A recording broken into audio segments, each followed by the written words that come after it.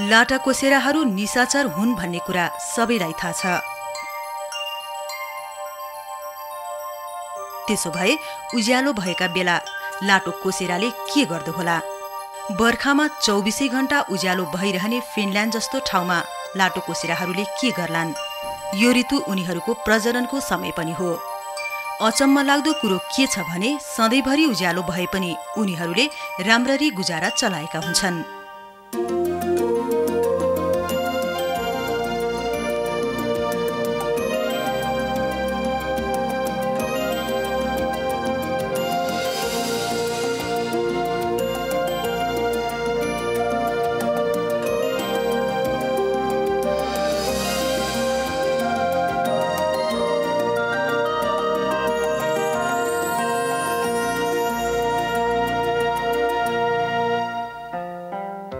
Finland र क्यानाडाको युकोन एउटै अक्षांशमा पर्दछन्।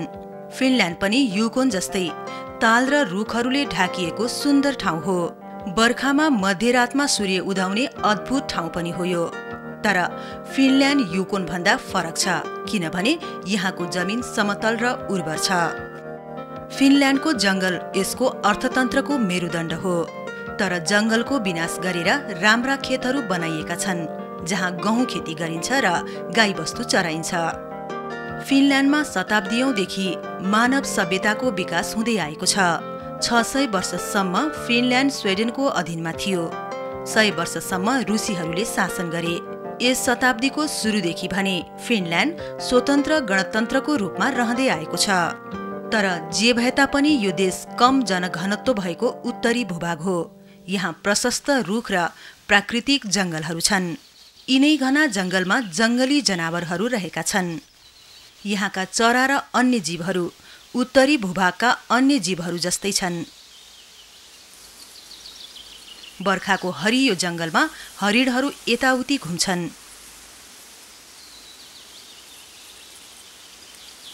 यो ठूलो कान भएको आकर्षक प्राणी हो।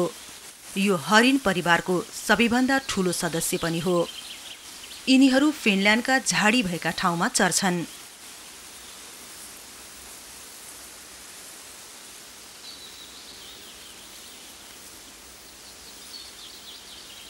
फिनल्यान्डमा 35,000 हरिण छन्। सानो फिनल्यान्डमा यति धेरै हरिण पाइनु निकै राम्रो कुरा हो।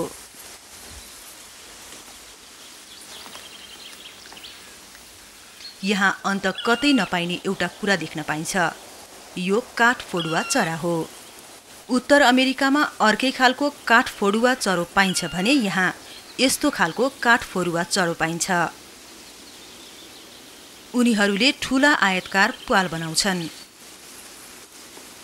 यस्ता प्वालमा तिनीहरूका बच्चा सुरक्षित रहन्छन्। संसारका धेरै देशहरूमा ग्रस परिवारका चराहरू पाइन्छन्। तर यो अनौठो चरो भने युरोपको उत्तरी भाग र एसियामा मात्र पाइन्छ। यो एउटा उडग्रस हो। यो आफ्नो परिवारको सबैभन्दा ठूलो चरो हो। यसका पखेटा सुनौलो बाजका जस्ता छन् र प्वाखहरू मयूरका जस्ता। अहिले फिनल्यान्डमा वसन्त ऋतु छ र यो उडग्रस प्रेम गीत गाउँदैछ। वसन्त ऋतुको सुरु भएपछि उडग्रसले उत्तरी भागमा गीत गाउन थाल्दछ। वसन्त ऋतुको आगमनसँगै सुसुप्त जीवनहरू बिउजन्छन् र घाम लाग्न थाल्छ। वसन्त ऋतुका दिनहरू लम्बिँदै गएपछि अँध्यारा रात हटेर ग्रीष्म ऋतुको आगमन हुन्छ। हिउँदका लामा रातहरू छोटिँदै गएपछि हिउँदको अन्त्य हुन्छ। लाटोकोसेरो जस्ता उत्तरी भागका जनावरको जीवनशैलीमा अद्भुत परिवर्तन आउँछ। लाटोकोसेरो निशाचर हो। उनीहरूको आँखा, कान अनि बानी बेहोरा सबै अँध्यारोमा अभ्यस्त हुन्छन्। तर आउँदा केही महिनासम्म उनीहरूले दिउँसोको उज्यालोमा दिन बिताउनुपर्छ। केही देशमा भँगेरा जत्रो युरो रसियन साना लाटोकोसेरोहरू दिउँसो उड्दैनन्। तर फिनल्यान्डमा यिनीहरू पनि ऋतु अनुसार परिवर्तन हुन्छन्। यहाँ बुबो बुबो भनिने बाज लाटोकोसेरो पनि पाइन्छ। इगल लाटोकोसेरो युरोपका शिकारी चराहरू मध्येको एक अति शक्तिशाली चरा हो। यसले सानो हरिण जत्रो जनावरलाई आक्रमण गरेर मार्न सक्छ भन्ने विश्वास गरिन्छ। रात छोटो र दिन लामो हुने फिनल्यान्डको मौसमी परिवर्तन अनुकूल बाँच्न सक्ने लाटोकोसेरोमा टोनी लाटोकोसेरो पर्छ। यो पनि युरोपियन लाटोकोसेरो हो। फिनल्यान्डमा 10 किसिमका लाटोकोसेराहरू पाइन्छन्। यी लाटोकोसेराहरूले उत्तरी भेगको खराब मौसममा बाँच्नका लागि आफूलाई दरो र लचिलो बनाउनुपर्छ। फिनल्यान्डका बासिन्दाहरू लाटोकोसेराहरूको बारेमा विशेष चासो राख्छन्। उनीहरूले लाटोकोसेराको प्रजनन र संरक्षणका लागि धेरै कोसिस गरेका छन्। कुनै बेला युरोपभरि धेरै लाटोकोसेराहरू बस्दथे। शताब्दीयौंदेखि वासस्थान विनाश हुँदै आएकोले उनीहरू उत्तरबाट जंगल भएका ठाउँतिर सरे। फिनल्यान्डमा मानिसहरूले लाटोकोसेराहरूलाई माया गर्छन्, तर त्यसो गर्दा हेलसिंकी विश्वविद्यालयका डाक्टर पेल्टी सरोलाले अपनाए जस्तै सावधानी पनि अपनाउनुपर्छ। डाक्टर सरोला एउटा समूहका नेता हुन्। उनको समूहले फिनल्यान्डका जंगली क्षेत्रमा सयौं चराका लागि गुण बनाइदिएका छन्। ती गुणहरू मुख्यतया लाटोकोसेरोहरूका लागि बनाइएका हुन्। प्रजनन याममा डाक्टर सरोला भ्याएसम्म लाटोकोसेराका बच्चाहरूको हेरचाह गर्छन्। यसो गर्नुको मुख्य उद्देश्य लाटोकोसेरोलाई मद्दत गर्नु हो। तर लाटोकोसेरोले यो कुरो बुझ्दैन। स्वभावत उसले उनीहरूलाई शङ्कालु दृष्टिले हेर्छ। लाटोकोसेरोका दृष्टिमा मानिस उसको शत्रु हो। उसलाई मानिसले आफ्ना चल्ला चोरी देलान् भन्ने लाग्छ। यो टोनी लाटोकोसेरो पनि शिकारी हो। ऊ बलियो र आक्रामक हुन्छ। ऊ हतियारले सुसज्जित शिकारी हो। डाक्टर सरोला आफ्नो काममा दत्तचित्त छन्। उनी चल्लाहरू कसरी बढ्छन् भनी थाहा पाउन तिनीहरूलाई जोख्दैछन्। बच्चाका आमाबुबाहरूलाई डाक्टर सरोलाको काम असह्य हुन्छ र उनीहरू सरोलामाथि आक्रमण गर्छन्। उनलाई लाटोकोसेराले आक्रमण गर्छ भन्ने कुरा थाहा छ। त्यसैले उनले शरीरमा छालाको ज्याकेट र मुखमा सुरक्षा कवच लगाएका छन्।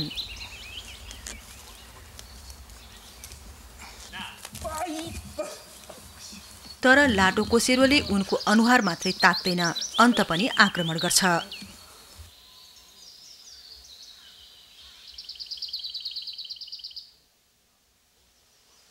फिनल्यान्डमा मन लोभ्याउने खालका थुप्रै जंगली वनस्पतिहरू पाइन्छन्। यहाँ विशेष गरेर सुन्दर देवदारुका रुख र झाडीहरू पाइन्छन्।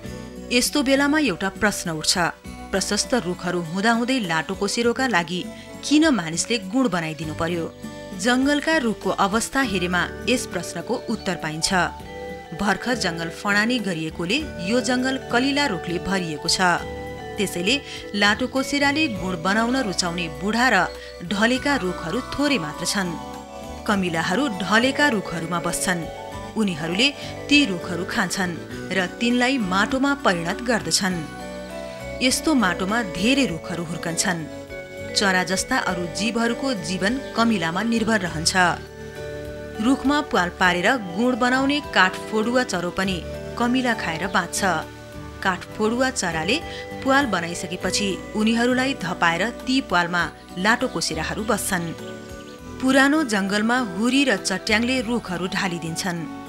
यस्ता रुखहरू लाटोकोसेराका लागि गुण बनाउन अति उपयुक्त ठाउँ हुन्। जंगलको आधुनिक व्यवस्थापन पद्धतिमा जंगलमा ढले पढेका सबै रुखहरू निकालिन्छन्। जंगलबाट ढले पढेका सबै रुखहरू निकालेपछि जंगल सफा र चिटिक्क हुन्छ।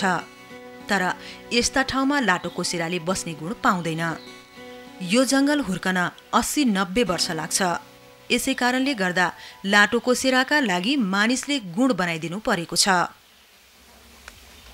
यस्ता गुण बनाउने र तिनमा लाटोकोसेराका गतिविधि अध्ययन गर्ने काम स्वयंसेवकहरूले गर्छन्। स्वयंसेवकहरूले फिनल्यान्डका विभिन्न भागमा यस्ता काम गर्छन्। लाटोकोसेराका बारेमा फिनल्यान्डले विशेष ज्ञान हासिल गरेर विश्वव्यापी नाम कमाएको छ। लाटोकोसेराका बारेमा विशेष ज्ञान भएकै कारणले यहाँ लाटोकोसेराको वृद्धि दर सन्तोषप्रद छ। चराहरूका बारेमा अध्ययन गर्नुपर्ने महत्त्वपूर्ण कुराहरूमा चराहरू कहाँ जान्छन्, त्यहाँ कति समय बस्छन्, मौसम अनुसार उनीहरू कस्ता वासस्थान रोज्छन् आदि पर्छन्। चराहरूका बारेमा यी कुराहरू थाहा पाउनका लागि जतिसक्दो बढी चराहरूलाई ट्याग लगाउनुपर्छ। यसरी ट्याग लगाएपछि उनीहरू कहाँ जान्छन् र के गर्छन् भन्ने कुरा थाहा पाउन सकिन्छ। लाटोकोसेराका पखेटाका प्वाखहरू विशेष किसिमका भएकाले यसले अद्भुत रूपले शिकार गर्न सक्छ। यी पखेटाहरूका मद्दतले लाटोकोसेरो आवाज ननिकालिकन उड्न सक्छ। यिनीहरू राति चुपचाप शिकार गर्छन्। डाक्टर सरोलाका अनुसार उनीहरूका नङ्ग्रा मानिसका हातका औँला जस्तै गरी पछाडि फर्कन सक्छन्, जसले गर्दा उनीहरूले शिकार गर्दा डरलाग्दो गरी झम्टन सक्छन्। फिनल्यान्डमा विश्व बजारका लागि अन्न फल्ने राम्रा जमिन छन्। गाईबस्तुका लागि राम्रा चरन छन्। यहाँ यस्ता काम शताब्दीयौंदेखि भइआएका छन्। यहाँ अझसम्म परम्परागत खालको पारिवारिक खेतीपाती भइरहेको छ। पुस्तौं पुस्तादेखि मानिसहरू जमिनमा काम गरिरहेका छन्। किसानहरूले खेतमा काम गरिरहेका बेला विभिन्न चरा र जनावर त्यहाँ आउँछन्। यसरी चराचुरुङ्गी र अरू जनावरहरू आउँदा किसानहरूलाई पनि फाइदा भएको छ।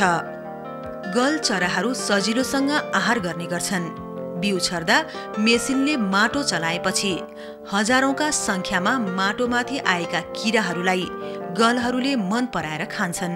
यो मानिस र प्रकृति बीचको सुमधुर सम्बन्धको एउटा उदाहरण हो। लामचुचे पनडुब्बी चराले पनि घाँसे मैदान र यसको नजिकैको जंगलमा शिकार गर्छ। यसले भुवादार मुसाको शिकार गर्छ। यहाँ यस्ता मुसाहरू प्रशस्त मात्रामा छन् र उनीहरूको प्रजनन दर पनि धेरै छ। अफिम जस्ता विभिन्न प्रजातिका बिरुवाहरू आफै उम्रन्छन्। तिनीहरूका बिउहरू कपासका भुवा जस्तै गरी हावामा छरिन्छन्। यो उत्तरी जंगलको पार्कल्यान्ड हो। यहाँ थरीथरीका रुखहरू छन्। थरीथरीका पंक्षी र जनावरहरू छन्। उनीहरू मिलेर बसेका छन्। यो सुमधुर मिलनले यिनीहरू सबैलाई फाइदा पुर्याएको छ। यो वसन्त ऋतु हो। लाटोकोसेरा लगायत प्रकृतिका सबै जीवहरूको प्रजननका लागि उत्कृष्ट समय हो। उनीहरूका बच्चाहरू ठूला भइसकेका छन्। उत्तरी भेगमा बस्ने जीवका बच्चा यसरी नै बढ्छन्। ग्रीष्मयाम छोटो हुन्छ। कठिन जाडोयाम सुरु हुँदा लाटोकोसेराका बच्चाहरू 2-3 महिनाका मात्र भएका हुन्छन्। तर लाखौं वर्षदेखि लाटोकोसेराका नयाँ पुस्ताले हिउँदे जाडो भोग्दै र पार गर्दै आइरहेका छन्। जीवन जिउने कुरामा उनीहरू सिपालु छन्। फिनल्यान्डको उत्तरी भेगतर्फ लागेपछि विभिन्न जंगली क्षेत्रमा विभिन्न किसिमका इकोलोजिकल सिस्टमहरू पाइन्छन्। रुखहरू पातलिँदै जान्छन्, माटो परिवर्तन हुँदै जान्छ र जमिनमा घाँसका सट्टा विभिन्न किसिमका झ्याउहरू उम्रिन्छन्। अहिले हामी उत्तरी ध्रुवको नजिक छौं। रुख हुने तल्लो भेग भन्दा फरक खालको माटो भएकोले यहाँको अवस्था पनि तल्लो भेगको भन्दा फरक छ। विविध इकोसिस्टममा हामीले अनुमान गरे भन्दा बढी प्रकारका वन्यजन्तुहरूको अस्तित्व छ। लगभग 3 मिटर लामो पखेटा भएका सारसहरू जाडोयाममा अफ्रिकातिर जान्छन्। तर उनीहरू प्रजननका लागि आफ्नो घर फिनल्यान्ड फर्केर आउने गर्दछन्। ग्रेट ग्रे भनिने लाटोकोसेराहरू फिनल्यान्ड, रुस वा क्यानाडा जहाँको भए पनि ध्रुवीय प्रदेशमै बाँचेका हुन्छन्। यो उसको वासस्थान हो। प्रकृतिले उसलाई छुट्याइदिएको ठाउँ हो। यहाँ उनीहरूलाई उपयुक्त रुख, झाडी, अन्य जीवजन्तु, भौगोलिक बनावट र हावापानी पाइन्छ। यहाँ उनीहरू सबै मिलेर बसेका छन्। उनीहरू यस ठाउँमा राम्रोसँग बाँच्न सक्छन्। चुच्चो रुखको टुप्पा भएको गुणमा चरा बसेको देख्दा उसलाई असजिलो भए जस्तो लाग्न सक्छ। तर उनीहरू यस्तै ठाउँमा बस्न मन पराउँछन्। यी मानिसहरूसँग उसलाई डर लागेको छ। तर उनीहरू यहाँ उसका चल्ला गनेर फिनल्यान्डका लाटोकोसेराका बारेमा बढीभन्दा बढी जानकारी बटुल्न आएका हुन्, उसलाई हानि पुर्याउन होइन। तर यी मानिसहरू उसको भलाइका लागि आएका हुन् भन्ने कुरा उसलाई थाहा छैन।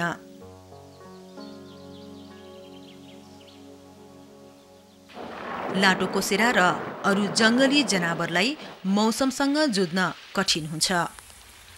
जङ्गलमा बस्ने जनावरहरूले असिना खेप्नुपर्छ, तर यो माउ लाटोकोसेरा असिनाको परवाह नगरिकन आफ्ना बच्चाको सुरक्षा गरिरहेकी छे। यहाँ परेका असिना केरौका ठूला दाना जत्रा छन्। आफ्नी माउले यसरी नछोप्ने हो भने चल्ला ठहरै मर्छन्। उसलाई आफ्ना चल्लालाई यस्ता विपत्तिबाट जोगाउनु पर्छ भन्ने कुरा थाहा छ।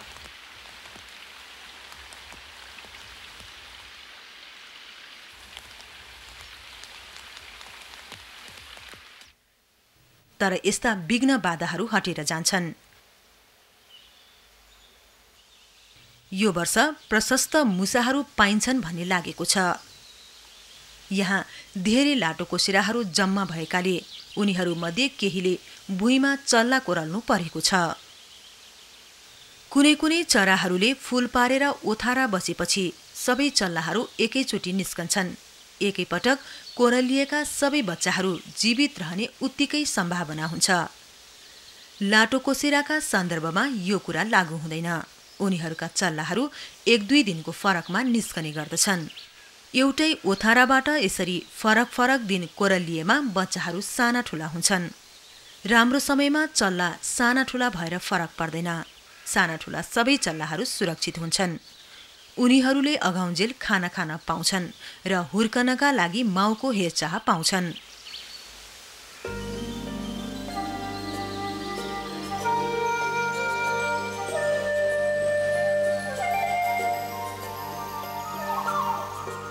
यो लाटोकोसेराको सहकाल हो। मुसाका लागि भने यो समय राम्रो होइन।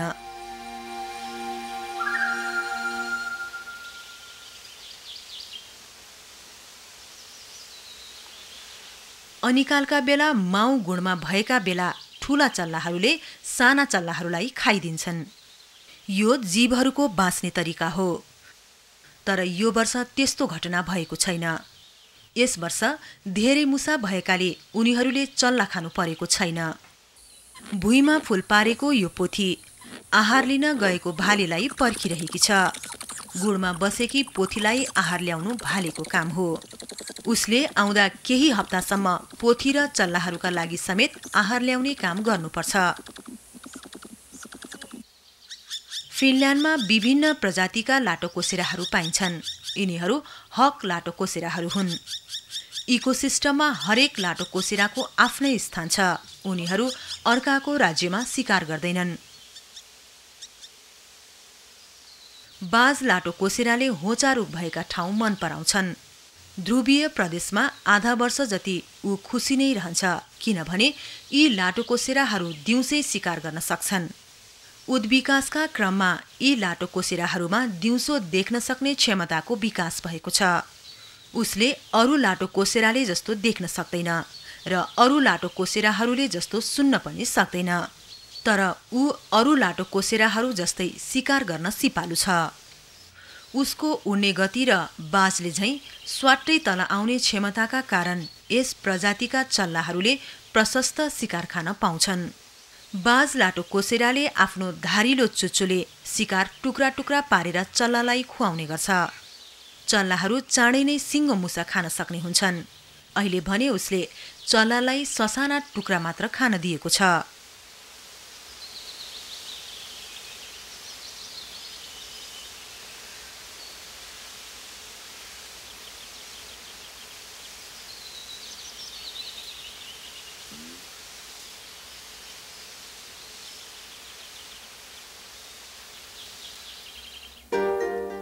ताल र घना जङ्गलको देश फिनल्यान्डमा विभिन्न किसिमका वासस्थान छन्। यहाँ विभिन्न प्रजातिका चराहरूको पालन पोषण भएको छ। यति हुँदाहुँदै पनि यहाँको जीवनका अभिन्न अङ्गका रूपमा रहेका विभिन्न प्रकारका लाटोकोसेराहरू यहाँका विशेष कुराहरू हुन्। यो ग्रेट ग्रे लाटोकोसेरो अरूले बनाएको गुणमा बसेको छ। यसले आफै गुण बनाउँदैन। ग्रेट ग्रे अर्काको गुण बिना बाँच्न सक्दैन।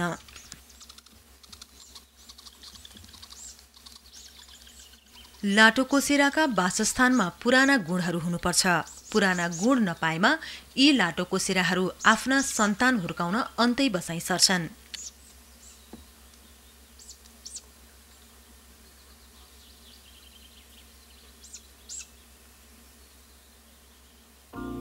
सबै प्रकारका लाटोकोसेराहरू आनुवंशिक रूपले नातेदार भए तापनि उनीहरूका आवश्यकता र जीवनशैली यति धेरै फरक हुन्छ कि उनीहरू फरक फरक जीव जस्ता लाग्छन्। तर सबै लाटोकोसेराहरूमा शिकार गर्ने क्षमता अत्याधिक हुन्छ। उनीहरू अति कुशल शिकारी हुन्। त्यसै हुनाले नै उनीहरूले आफ्ना अत्यन्तै खन्चुवा चल्लालाई हुर्काउन सक्छन्।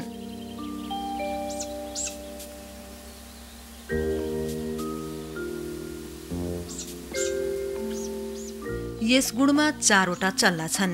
उनीहरू प्रत्येकले खान पाउने हो भने एक रातमा 4 वटासम्म मुसा खान्छन्। अर्थात् एक रातमा एउटा चल्लालाई 4 वटा मुसा चाहिन्छ। चल्लाहरू 3 हप्तासम्म गुणमा बस्ने भएकोले एउटा चल्लालाई हुर्कुन्जेल 64 वटा मुसा खुवाउनुपर्छ। भालेले उसका चल्ला उड्न सक्ने नहुन्जेल धेरै मुसा समातेर गुणमा ल्याउनुपर्छ। पोथी पनि भाले जत्तिकै कुशल शिकारी हो। तर पोथी लाटोकोसेरोले चल्लाहरूको स्याहार सुसार गर्नुका साथै शत्रुहरूबाट उनीहरूको सुरक्षा गर्नुपर्दछ। शिकार गर्दा अति धेरै थकाइ लाग्छ। तर लाटोकोसेराहरू यस्तो परिश्रम गर्न सक्षम छन्। यिनीहरू संसारका सबैभन्दा कुशल शिकारी चराहरू मध्येका हुन्। शिकारी चराका रूपमा यिनीहरूलाई रातका बाज भनेर चिनिन्छन्। यिनीहरू अरू लाटोकोसेरा भन्दा कुशल हुन्छन्। लाटोकोसेरामा राति देख्न सक्ने क्षमता हुन्छ। आगामी केही हप्तामा ध्रुवीय प्रदेशमा फेरि अँध्यारा रात सुरु हुन्छन्। उनीहरूका आँखाले राति यति राम्रो देख्न सक्छन् कि मानिसहरूलाई देख्न चाहिने उज्यालोको 100 भागको 1 भाग उज्यालोमा उनीहरू मरेको मुसा देख्न सक्छन्। उनीहरूले अँध्यारोमा जिउँदै मुसो समाउँछन्। उनीहरूको शून्य शक्तिका बारेमा कुरा गरौं। लाटोकोसेराको पछाडिको भागमा आँखाको छेउछाउमा कान हुन्छन्। उसका आँखी भाउमा आवाज ठोकिएपछि कानले त्यस्तो आवाज सुन्छ। मानिसतिर हेर्दा उसले आफ्ना ठुल्ठुला कान मान्छेतिर फर्काउँछ। उसले अति बिस्तारो खस्र्याक खुस्रुक गरेको पनि सुन्न सक्छ। मुसाले बिस्तारै सुक्क गर्यो भने ऊ लाटोकोसेराको चल्लाहरूको आहार बन्न पुग्छ। लाटोकोसेराका चल्लाहरू जवान भइसक्दा उनीहरूमा लाटोकोसेराका सबै क्षमताहरू विकास भएका हुन्छन्।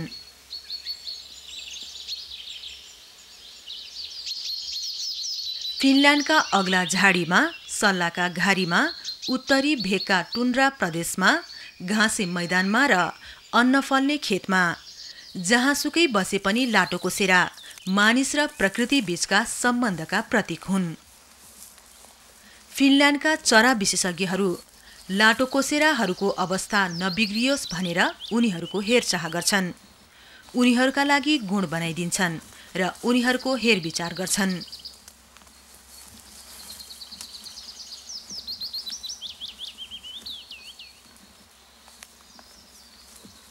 लाटोकोसेराको संख्या बढ्यो भने उनीहरू सन्तोष मान्छन्। बुबो लाटोकोसेरोको चल्ला खतरा आउने हो कि भनेर सावधान छन्। तर उनीहरू आफू सुरक्षित भएको कुरामा विश्वस्त छन्। उनीहरूका सुनौला आँखा चम्किरहेका छन्। उनीहरू कामेका छन् तर डराएका छैनन्। चरा विशेषज्ञ मसिना चल्ला समात्छन्। भुवाभित्र रहेको शरीर छाम्छन् र उसले सास फेरे नफेरेको विचार गर्छन्। उनी प्रकृतिको मुटुसँग सम्बन्ध राख्दैछन्।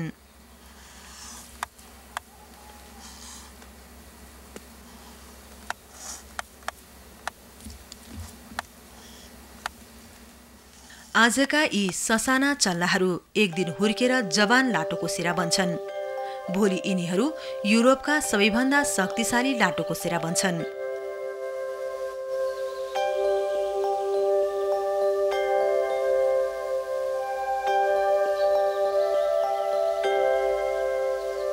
फिनल्यान्डका चरा विशेषज्ञलाई आफूले भोलिका शक्तिशाली सुन्दर जीवहरूसँग नजिकको सम्बन्ध राखेको छु भन्ने कुरामा गर्व छ।